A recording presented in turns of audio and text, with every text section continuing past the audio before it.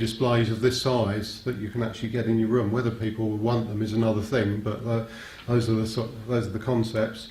And so you can see flexible OLED displays, which I know that you know, Rick and Richard will be talking about later on. And the thing about organic transistors is that they were relatively slow, but now we're seeing them. I mean, this is all techie speak, you know, mobilities, but they're getting fast enough now to drive complex circuits. And on the right here, you've got Plastic Logic's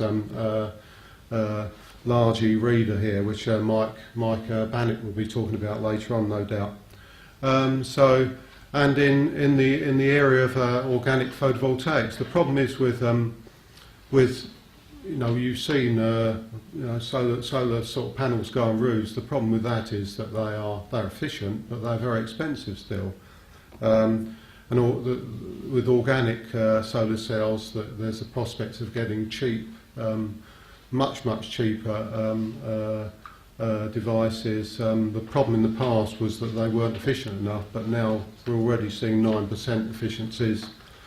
That's still only about half as efficient as the silicon sort of solar cells that people have on their roofs, but it's you know, they're very much cheaper, and they you know, expect more than 10% soon, so they're improving all the time. You know, you've got a couple of companies very local. Solar Press, they are a spin-off from Imperial College, and 819, so called because it takes 8 minutes and 19 seconds for light to get from the sun to the earth.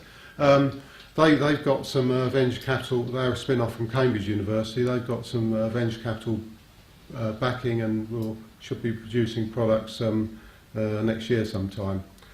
So you know, things like medical assays, so you can use devices both using OPD, that's organic photodiodes, as the light source, and OPV to detect or sense the signal coming through. Okay, so as I mentioned, it was up to 40 billion by 10 years' time, the market. Of course, there's a big error margin on that, but whichever way you look at it, there's a significant scope for plastic electronic devices in terms of all the products I mentioned. And I said also UK's got well-developed